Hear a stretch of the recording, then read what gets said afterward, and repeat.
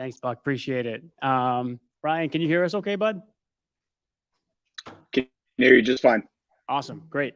So thank you again, everybody. This is the last session down the room here in, this is Catches, but there will be a kickoff happy hour going on at 5:30 back in this room. So be sure to come back down here for that when it occurs. I'm pretty excited for this one because this is a very high energy panel. I'm joined over here by Elizabeth Marr, which I just learned how to pronounce about 5 minutes ago. Zara Ladiwala. Right, that's right. Okay, and then Ryan Wallace is joining us virtually. Before we dive in, I want you guys to take a minute, introduce yourselves, give a little background if you don't mind. So, Elizabeth, do you mind starting? Sure.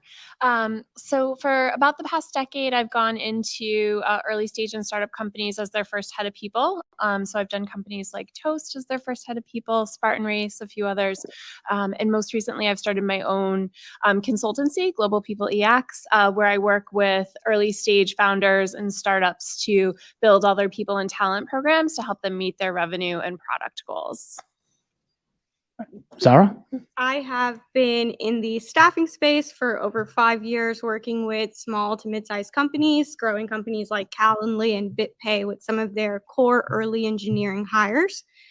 Recently, I've joined as the head of developer relations at Fraction, where we place fractional developers into companies and help them with engineering, product, and delivery. And that kind of is where I'm at today. And Ryan? Hi, my name is Ryan. I had started my journey in staffing beginning of my tenure for 2 years in Shanghai, China, working in an education company out there. Moved my services back here to the food and beverage space in the US, and I currently run operational excellence and talent acquisition for an education technology company called Noodle. And I am Brandon Oliver. You guys have seen me all day today in different panels, so apologies that I couldn't find another moderator for this one as well. We're excited. This panel, this Fit is Fire, hiring tips for startups. It's very important. We all feel, based on our earlier conversation a few weeks ago, that it's such a pivotal aspect that is sometimes underrated. So the big thing here, as we talked about, is kind of this hiring for a jack of all trades versus a specialist. Some dynamics there. You have maybe some nepotism built in sometimes. So I want to start, maybe Elizabeth, if you can kind of kick us off. Mm-hmm. So when I say I'm hiring for a fit, what do I actually mean by that? Yeah, it's a great question. So a lot of times in your early hires, or even throughout your, as your organization begins to scale, you're going to be thinking about, am I hiring for a specialty or am I hiring for culture? I mean, ideally you want both, but those things don't always come together. And so particularly when a founder or a company in its early stage is talking about making a cultural hire, my question to them is always, what is going to be your productivity expectation of this hire? And do you have enough patience to allow them to ramp within the role if they are going to be a cultural hire versus a specialist hire, and also who is going to be that person's mentor. So founders will often meet like a fantastically bright person at a networking event or be referred to that person, and we have a need in the organization, and if we try to put that person into that need, maybe where they don't have that experience, are you going to be okay with them sort of learning on the job, and who's going to be helping them to ramp? So that's one piece of coaching that I always think about when we're doing that sort of cultural hire versus specialty hire. Perfect. And so Ryan, I guess the culture aspect of this, it starts gearing into that, like I said, that jack of all trades scenario. So how important is it to hire someone who has the ability to be able to pivot quickly at the earlier stage versus maybe later on where you can hire for that more specialty version? Yeah, I think Elizabeth made some great points, and part of the answer to those questions that she has is, are you looking for that jack or Jill of all trades? And what does scaling look like future state? So if it's 6 months, 12 months, 2 years, where this person started, where they might be, is going to change over time pretty dramatically as well. And so when we talk about a fit for a role, we also like to think about maybe not puzzle pieces, but rather an add to the team, because that dynamic evolution of their role and responsibility is going to be pivotal for the organization's success. So then, Elizabeth, you brought up the comment that we all laughed at a few weeks ago was, hey, I met someone, they're really cool. Where do I put them? So Zara, I think you've already experienced this multiple times. What do you do in that situation? Because usually that's coming from the CEO or higher up, and you got to maneuver in that wave somehow. So I guess, how do you deal with that? Yeah, so I think it's twofold. One, you have to assess what stage of the company are you at. So if you are an early stage company, a team of 3, you likely don't have any HR processes or a place to even store these candidates or an ATS to, manage them. Or if you're already scaled up, you have processes in place and opportunities or boards to place them in. My go-to way when I was working with in-house teams was to build out future career or future mailing lists for future candidates as well, so that you can continue to have a community of champions and people interested in your company and your brand, be interested in openings and roles that you might have to come back to as well. So then, given the stage of companies that would typically involve in the Startup Boston Week, they're bootstrapped, seed, Series A, the talent pool that's available to them is not going to be a lot of specialists, because the specialists might be more expensive as well, right?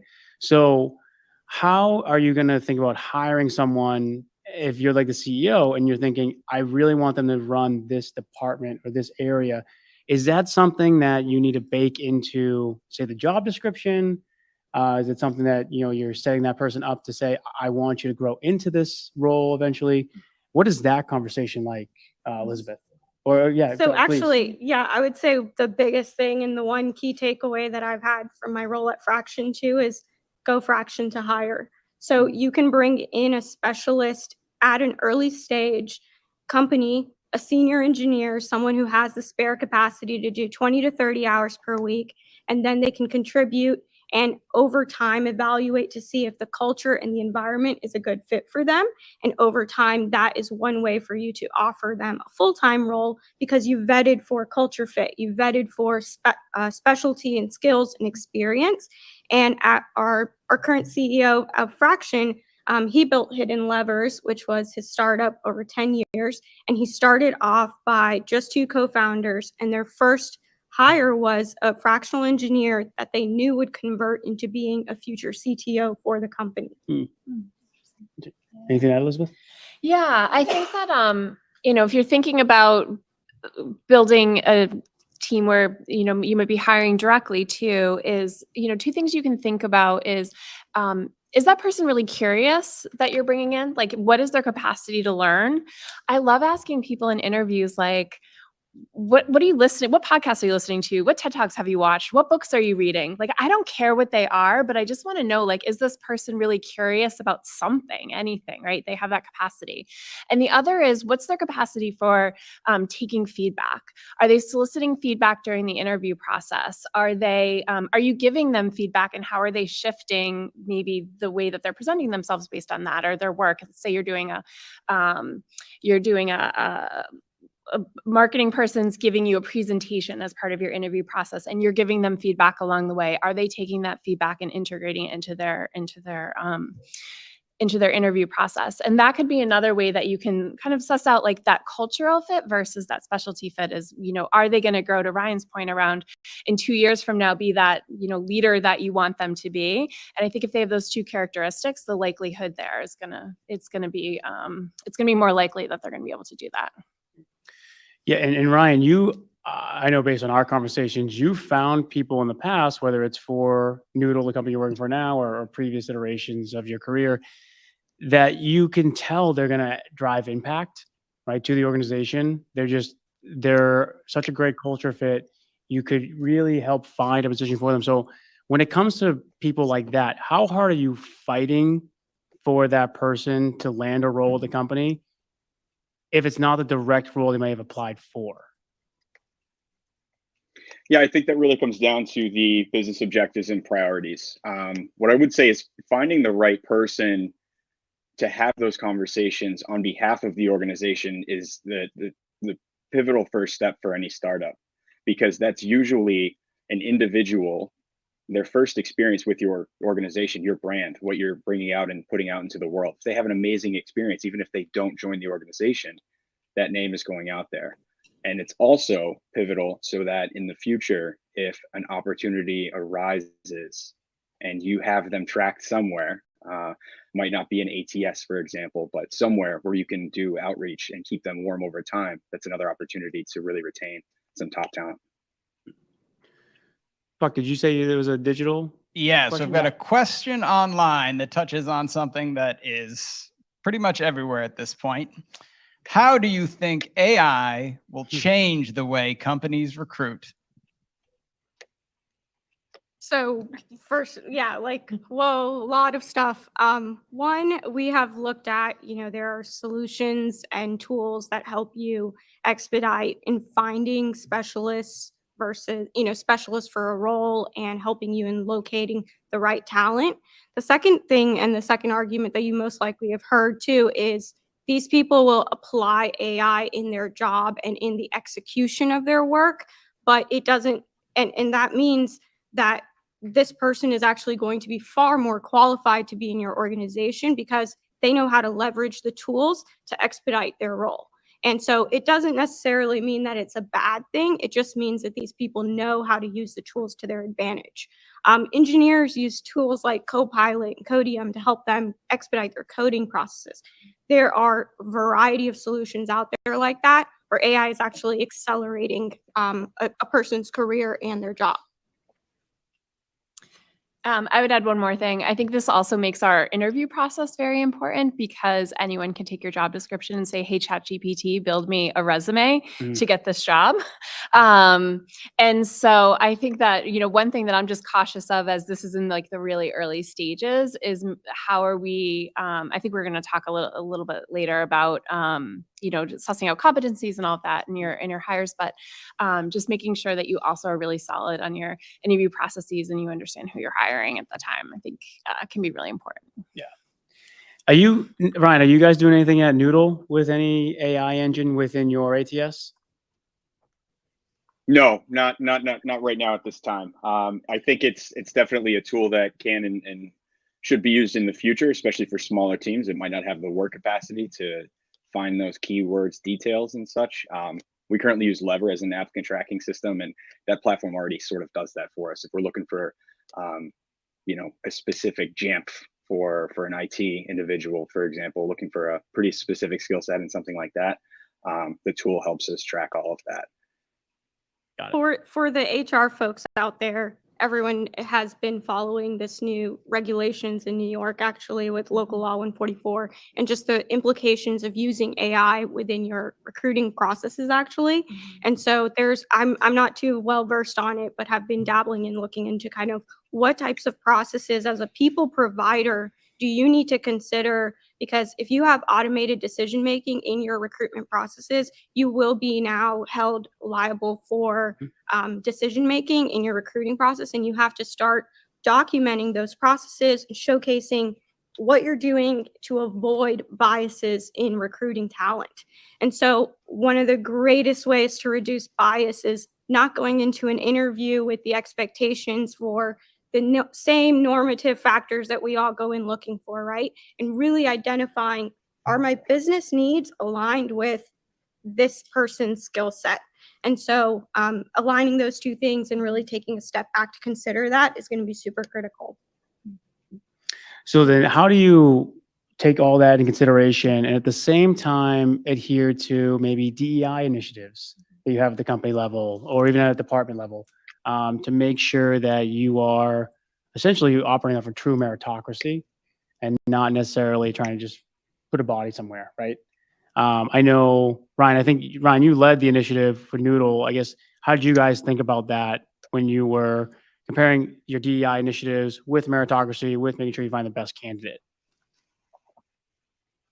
Well, so let me be clear. I didn't lead those initiatives. I did help support them and actually helped found one of our employee resource groups, our LGBT. He basically led them. He basically led the whole thing. All right. I talked to him plenty of times. So there's a lot of effort that you'll want to take into consideration regarding any step of the process and what you do at your company. If DE&I is really part of your core value. It's not mandated to have DE&I practices at the organization, but I would say in order to think about the EVP, employer value proposition that candidates are looking for in terms of the 360-degree perspective of whether or not they want to join your organization and contribute hours and hours of their lives to it. That's definitely a key part of the package. And so, what we do at Noodle is part of our internal process and ensuring that we are hitting those targets, those numbers, and actually quantifying the data at the end of the year. So then does the role, I can't remember which one of you guys brought this up during our kind of pre-panel, but there was this idea around kind of blind resumes, blind interviews, which I might be getting the definition of them wrong, but is that helpful when trying to grow a diverse, team while also trying to scale your product and company at the same time? So I can't remember who brought it up during our pre-panel. Well, I can say Fraction does no interviews. So candidates are placed directly into the startup environment to kickstart the process. So after a 2-week risk-free trial, engineers are able to see if this is an adaptable and correct fit for them. And same thing for clients. They're able to see if the pace and the speed of delivery that they need and the expectations and the type of work that they're doing is the right fit for them. So I think that automatically eliminates the bias around, the candidate was doing this in the interview, so I don't think I like him anymore. In the grand scheme of things, those little things are not necessarily what need to hold candidates back. It's, are they skilled? Can they communicate? Can they deliver? Are they self-managing? In this type of position that I've created for my company, can they bring me value? Anything to add there, Elizabeth? No? Okay. All right. No problem. I find it fascinating because and I don't remember the study that it was. It might have been Stanford, it might have been Harvard, I'm not sure. But they did a study where they gave a bunch of recruiters a pack of maybe like 20 resumes, right? And they said, go through these resumes. Here's a job description. Pull the best one you think fits. And it was, all the names were erased, contact information. And the recruiters all decided that none of them were a good fit for the role. Turns out the role was for their role, and the resumes were all their resumes, right? So it was a true kind of blind situation. So how, with you talk about AI brought up earlier, does that take any subjective or unconscious bias away from the process, right? And everyone likes to believe that, we have a true process that we're not going to worry about any unconscious bias here, but is that something that could help? Or do you think that you need to have a human in the loop scenario? I mean, it's people, so there's always some kind of judgment that comes in with it, right? Oh, I don't know if we just lost Ryan. Sorry, you're back. He'll be back. But so I always think of resumes, experience, all of that. That's a piece of data that we have, right? And then there's always the color that's behind the data, sort of what's the story that goes with that. It's actually, I have a love-hate relationship with LinkedIn, but one of the things that I really like about it is that I feel like LinkedIn often tells a very well-rounded story about the candidate. It's the story we usually write for ourselves, but it's not just sort of, this is the role that I had at this company, and these are the things that I achieved, which is a lot of times what a resume says, but it can give you more insight into their thought process and, how they're presenting themselves, maybe what they think about the area that they're in. So if you're trying to make that really integral product hire in the early stages of your organization, the way that a person thinks about product and how they think and can talk to engineers is going to be really important, especially if they're going to be a team of one in the beginning, right? So I think it's going to continue to be a marriage of the two, where how are we going to use AI to help make us more efficient, let us move faster, and what are the places that we can accomplish it? I was in a session this morning where we were talking about policies and handbooks, and this woman was like, yeah, I just tell ChatGPT that I need this policy in this state. It writes it for me. I customize it and it's done. I'm like, oh my gosh, the amount of time I've sat writing policies, this would be a great place to start, right? But, so where are we going to use something like an AI? And then where do we need that human interaction and connection to be successful between the two? Not that I've- solid answer, but No, no, Yeah. it's true. I've used sourcing tools that actually let you just like turn off the bias too, and Mhm. so it hides the person's like face and name, and you're Mm. purely basing it off of like experience and skills, and so that can typically be a great way to just like take one more step to be cognizant of your hiring practices. Now, focusing on just DE&I efforts and just trying to focus on that and building up your team, you're not just hiring for the heck of hiring. You still need to ensure that your business goals are first and foremost like the right in alignment with what you're hiring for. Mhm. And if you haven't done that step one, then you're going to make a lot of bad decisions along the way. For sure. Mhm. So I'm going to switch gears a little bit, Mhm. get off of the DEI and AI topics for a second. Most of the time, early stage founders, you wind up hiring people that are in your immediate vicinity. That might Mhm. mean friends and family. Mhm. It might mean people you've worked with at other companies in the past. How is that kind of like a slippery slope, right? When you know the people you're hiring to build this right at the outset too well sometimes. Sorry, you want to take that one to start?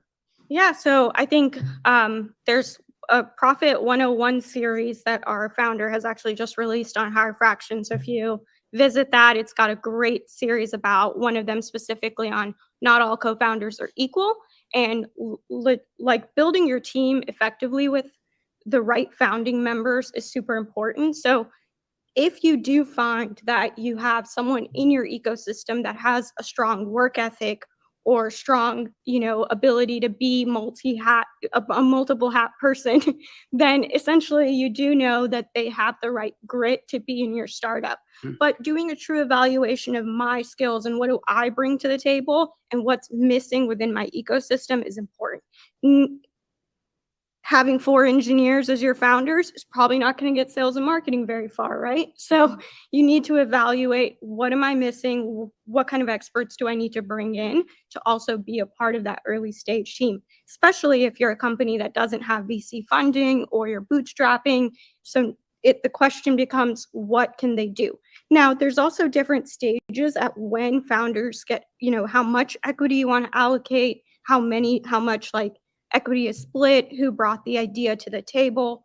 So all those different factors can help in identifying kind of the right package and balance for your team. So I guess, Elizabeth, how is a founder supposed to do a self-reflection of that to know, hey, I'm missing these pieces, I'm missing these traits or characteristics, and my buddy Tony has those, right? So you might want to hire Tony, but you also know that Tony's been arrested 4 times. You're like, I don't know if I want to work with Tony. So how do you where is that balance? And if you're gonna take that step, how do you go find someone different that's not in your immediate network? Yeah, yeah. In early stage companies that I've worked with in the past, this is also somewhere where I think we help to we lean on our VCs or whoever's investing in us to help to make some introductions as well. That can be really helpful. But I think, as you're thinking about this balance between hiring people that you trust, who are going to get the work done, that who they are, the good and the bad about them, right? They're a known quantity to you, versus going out into like your network or, kind of looking for someone outside the organization. Is what do your strategic conversations look like? Are the people closest to you still challenging you, and are you still having discourse in your conversations, or have you hired yes people? We'd love to think that our ideas are the best ideas and that we have the best vision for our organizations, but we do need to have that really respectful discourse in order to drive to best ideas, right? We were just talking about diversity as being an important part of building your organizations as well. A lot of times we know people who are like us, right? We went to this certain university. We know other people who went to this university. We live in Boston, where a lot of people tend to look alike, right? Or maybe come from a similar background. And so that would be something that I would do as reflection as you're making these hires within your network, or thinking about, can my next hire come from my network or maybe not from my network, is what does that discourse look like at the senior level? And do you feel like you're driving to really good decisions? That's kind of a way to evaluate that. When I started at Toast, I had a team of 3 people, and one of them was one of our founders' fathers, who was running payroll and was my HR assistant. And and luckily, it ended up being like a great fit. But that was also, as being a new leader coming into an organization, that was a little bit like, oh, this is very close. You know, are they commuting to work together, and what type of conversations are they having? Or and also not having someone who had that expertise was challenging in the beginning too. But that's sort of what I think about when I think about hiring in your network versus not hiring in your network. Is your, as an organization, are you doing what you said you were going to do, which is meet the certain product role, meet the certain revenue goal, and are you being challenged to drive to the best decisions? Yeah, that's great. And it's so funny now, post-pandemic world where you can do the remote work, it opens up a whole talent pool that maybe you thought was inaccessible before. So I guess, I don't know if anything can come top of mind for both of you, but you think about, okay, for regional or in person, how do I find some good people? If there's like any networking events or resources you guys know of. And now that we're in this kind of virtual world, is there a similar scenario in the virtual setting that I can use or leverage? It's super, super important. Yeah. And I think it's super important to assess the type of hire you're making and whether or not that needs to be remote or hybrid. Mhm. And I think when I started early career, if my role was not hybrid, I probably wouldn't have learned as much as I did by being in that in-office collaborative setting where I could go tap on my manager's shoulder and ask questions and ask for help. Currently at my job, we also embrace like a blended hybrid schedule, but all of our engineers are fully remote. Now, this works because they're senior level, they're 10 plus years of experience. And if they can't do this if they can't do it now, then it's a little late. So I think generally speaking, it just depends on the level and the role and what you're bringing into the team. Resources wise, tapping into events like these is a great way to do that. You'll always find people who are interested in startups, who are coming from companies. And if you're making earlier, like a lot of times I would say enterprise company candidates are a great fit for, some of those early hires in your team because they desire to truly be in that startup environment and they are going to be excited about that opportunity. And so, LinkedIn is a great resource now, posting jobs, like all of those work, but I've seen Slack groups be really successful. It's like a little, secret way. They have their own #jobs channels in all of them. And so posting there gets you the right pipeline and the right targeted candidates because a lot of the people on there and you're collaborating with them. And so those are just a few secret spots to find them. Yeah, it's great. Was there anything more to add? No. No? That's good. That's I love inclusive, yeah. the succinctness. It's great. So I brought up this phrase before, and I want to go back to it. Everyone in this room has gone through an onerous interview process at some point in time. They might have been a part of one, right? What as a candidate, from a candidate's perspective, what should my expectation be, especially when working with a new company, a startup company, in this interview process? Should I be expecting to have 8 to 10 interviews? Should I be thinking about more technical style? Like what does that look like from the candidate side? That one's all you. Okay. I guess it depends on if you have someone like me and they're coaching you on how to run your interview process. So I think that in the early stages, there's definitely this idea of we're a team of 15. That fit is so important. Let's have everyone meet this person, right? Is a lot of times what comes up. And so when we're developing, the interviewing process for a different role, I always like to kind of guide and ask why different things are going to be happening, right? And the form doesn't necessarily have to be a one-on-one conversation either. We can think about different ways to get some team feedback and have this person meet as many people as they can without maybe taking a day and a half to get through those interviews. So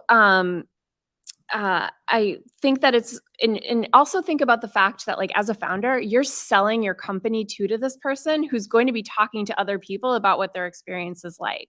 And so I think opening up your conversation with, I'm going to take the first 5 minutes and tell you a little bit about me, a little bit about the company. It gives the person a chance to relax. You tend to know them a little bit better than when they go into the conversation, and you have a captive audience to talk about what your company is and what your product is, right? And they're going to tell other people about that. So that's helpful to you as a founder. You know, if you're going to have them in a half-hour interview, you should have 2 questions and that's it, because you want to leave enough time for them to ask you questions, and you want to have enough time to, you know, do follow-ups. And so think about the 2 most important things that are going to happen in this. So you might have the person who is sort of looking at background. And so what are the couple questions you are curious about in their background that you want to know? Then you have someone who's going to be doing the technical expertise. Maybe that's the hiring manager, right? Or the team leader, or someone on the team who's going to be doing that interview. Then maybe you have your cultural fit person who's doing that interview. And then once they kind of pass through those, if you still like them, then you can think about, all right, maybe other people on the team need to like talk to them or meet with them. But it's always kind of a balance between how am I really getting to know this person? This person's really getting to know me without making it sort of this arduous process. I also really love a project that relates back to the role that they're in, that maybe you have your final 2 candidates present to you. So if you're trying to hire a brand person, like give them a project related to like, how would you tackle this? An engineer, I think that's a little bit easier. You can tend to figure out the engineering interview piece of it. But if you're going to be hiring, you know, an accountant, I don't know what that might look like in doing like a project-based interview, but maybe you have sort of extra conversations or whatever. So I think that's sort of my balance in the interview process, especially when you're making maybe those first 30 hires. And as you get a little bit bigger, each hire becomes like a little less, I don't want to say a little less impactful, but like the fit of it, your team is just getting a little bit bigger. And so one personality doesn't shape it quite as much. But in those early stages, that's the way I like to coach. Yeah, and you kind of get to avoid the process where they wind up interviewing with say 5 or 6 people, and it's the same 4 or 5 questions of tell me about yourself. You're like, I just went through this, right? Yes. So in that dynamic, what are your thoughts around like group interviews, right? Zara, do you have any experience with those ones? Yeah, I think panels, the panel style, I've sat through my own SDR round robin once where I was just sweating in a box and I was just like, are you guys done? Like every 15 minutes I had someone new walk in asking me like 30 questions and then walking out, and I was like, all right, what's next? Sad to say I didn't get that job. So I don't think that that's necessarily the most effective strategy, right? You really need to, again, dial in on what you're looking for, dial in on how you're going to effectively measure that higher success in the role. And your interview process should mirror that. So the job that I did end up getting did have an assessment for me and evaluated my skill set. And I walked in day 1 asked to do exactly what I did in the interview process for my job. So it felt real and it felt like a better match for me overall.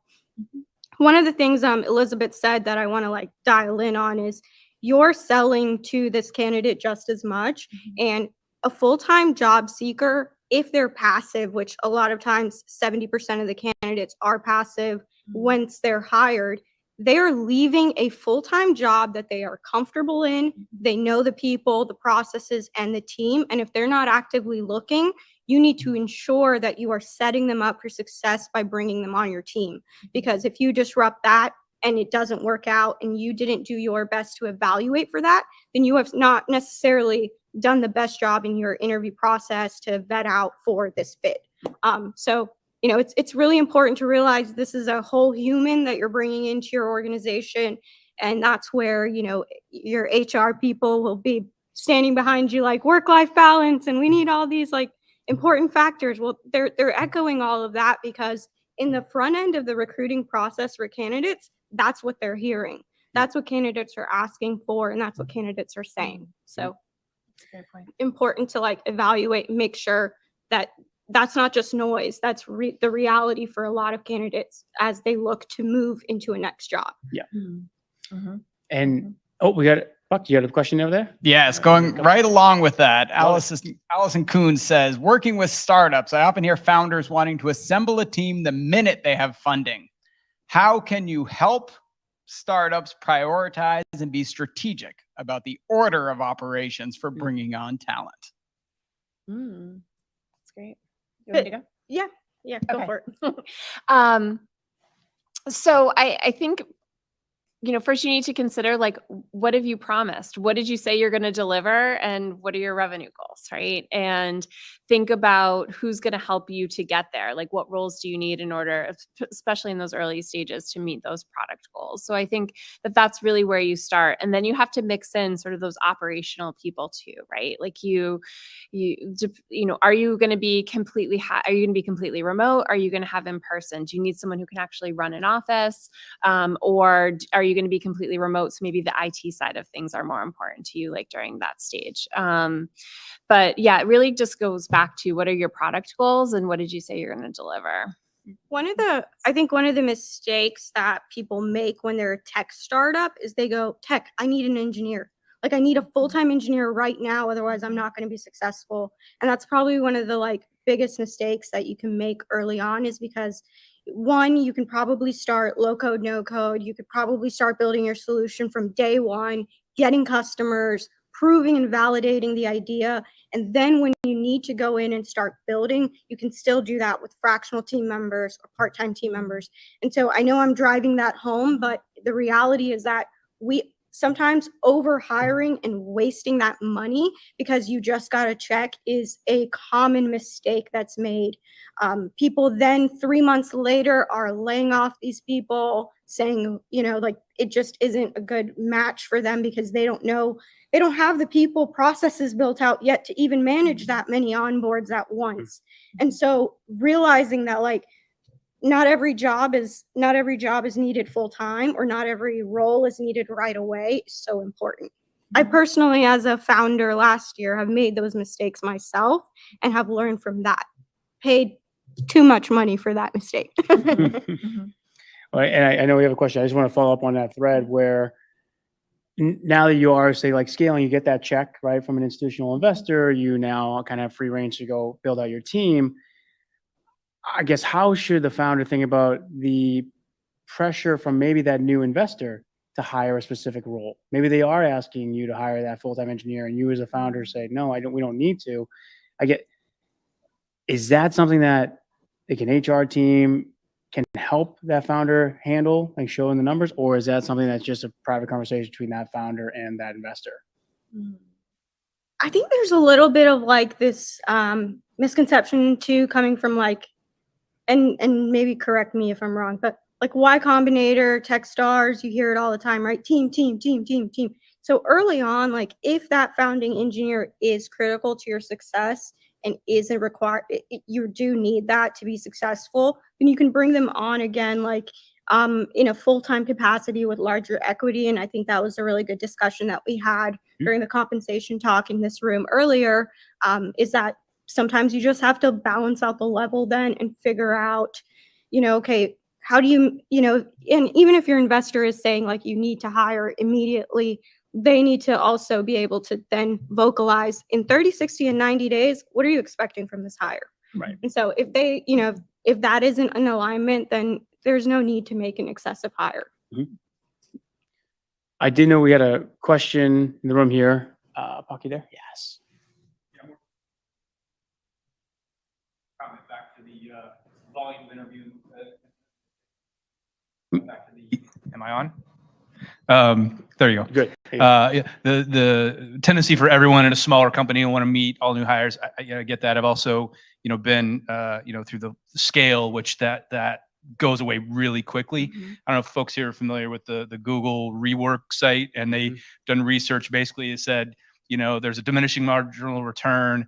4 interviews can predict productivity with 86%, efficacy. So kind of my challenge was pick the 4 people that are going to make the decision and make sure that's the interview team. And then I think, to your point, find creative ways to have lunches and group meetings and get everyone else involved, but really separate that from who's really making the hiring decision. I think it makes things go a lot smoother. Absolutely. Yeah. I agree. Candidates don't stay on the market very long either. And like from being in my past life of full-time staffing, it's like those candidates are going to call you the next day and say, "Hey, I already got a job." So if you are competing for top talent and it is harder, you do need to make sure that your interview process is sped up to that type of life cycle. And that's going to be just a part of making sure that your interview cycles is short, concise, and gets you across the finish line. Great. We got another one out here. Cool. Thank you. In the early days of a startup, I think a lot of founders use lightweight tools like Notion or other CRMs to keep track of their applicants and just recruiting in general. When do you think it makes sense to upgrade to a full-blown ATS like Greenhouse or Bamboo HR? My opinion is always on like, what is your hiring going to look like? So if you've kind of used something like a Notion to get you through your first maybe like 20, 30, you can kind of keep a pipeline through that, but you're going to grow, you're going to double in size over the next year. And as revenue grows, you're just going to continue to hire again. That's probably the right time to do it.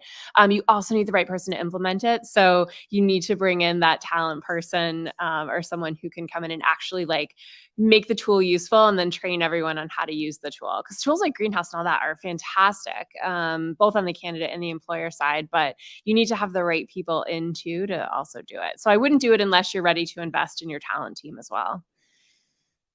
Great. There, We've got there is another a one. significant dollar sign associated with those tools. So it is unnecessary if you are not hiring at, a high volume or scale.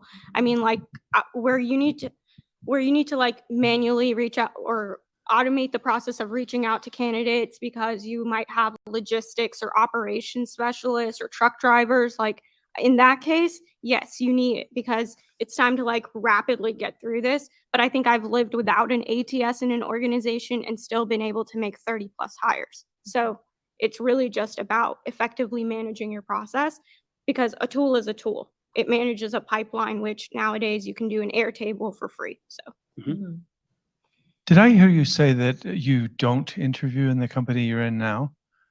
that's correct. So actually, Okay, we that blew my interview. mind. I'm Can so you sorry. explain that? Yeah, absolutely. And the philosophy and how it works? Yeah, absolutely. So at Fraction, we conduct an interview internally. So we put the candidate through 2 steps. One is a coding challenge, an introduction with our CEO directly. And then second, they come to me for a product and culture fit interview.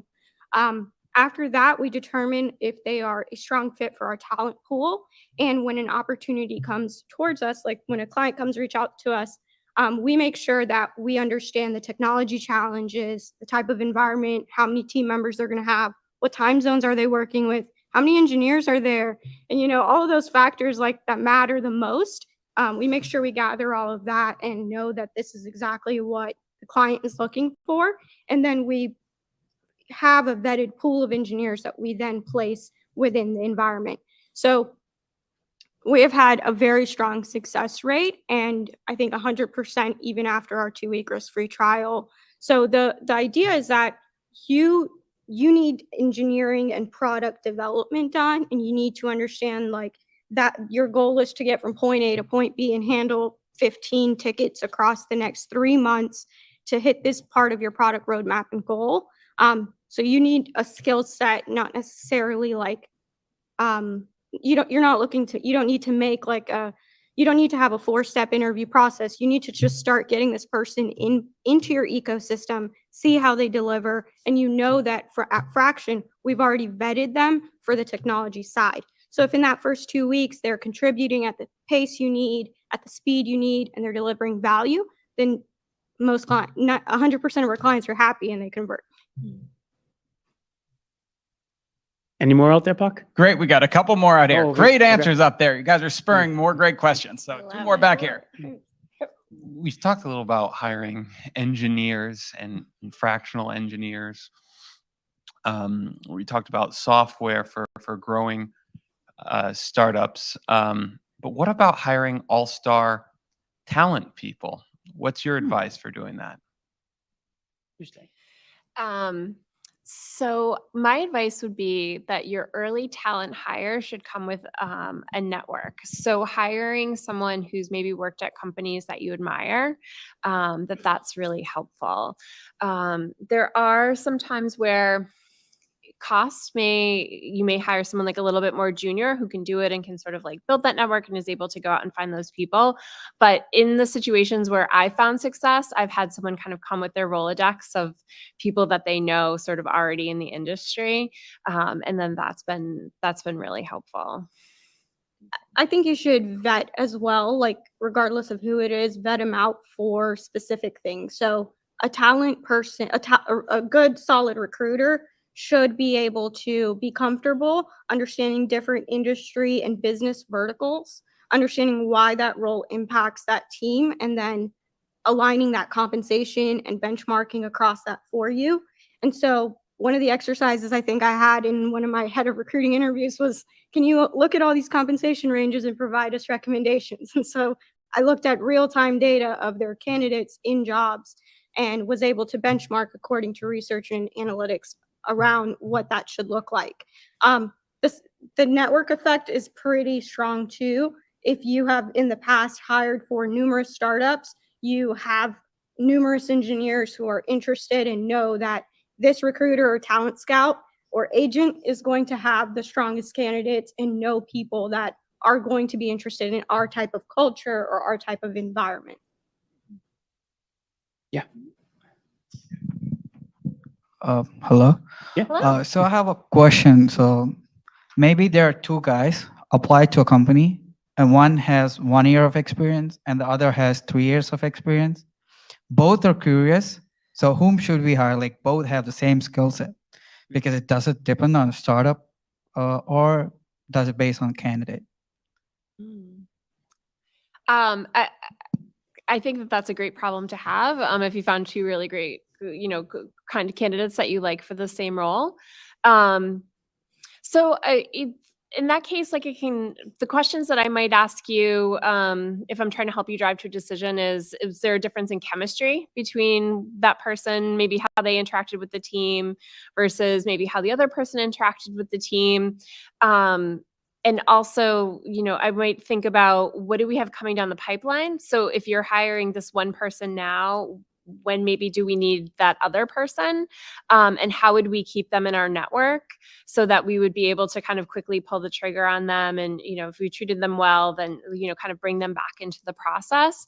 But, there's no great answer. If we were sitting and talking about the two different candidates, I'd probably just ask you a bunch of different questions based on, what they brought to the interviewing process. And, it's kind of like one decision or another. I can think of a time where this came up, where I was hiring a very junior role. So you really could hire kind of anyone for this. And when I was asking for some help in making the decision, one of the questions that I got asked was, I had an opportunity to make a hire that would bring some diversity of background to the team versus hiring someone who maybe would get along great with the team, but probably looked a lot and had a similar background to people we already had. And so when I had that opportunity to maybe hire someone with a different background and different experience, I took that opportunity. So that was a time where for me, it was kind of like, all right, these two people are really similar. That's really the main difference. And that's what I'm going to lean on. I guess to that point though, are you seeing, because it was a big trend in kind of the corporate culture for a long time, where the entry level expectations and credentials were so high in a lot of industries that it wasn't entry, right? It was like you need the credentials of someone who's been doing it for 5+ years already. And so are you seeing that same impact kind of driving down to the startup world, where maybe founders are asking for too much of a candidate when in fact the role doesn't require XYZ? Always. Yeah. Yeah. Yeah.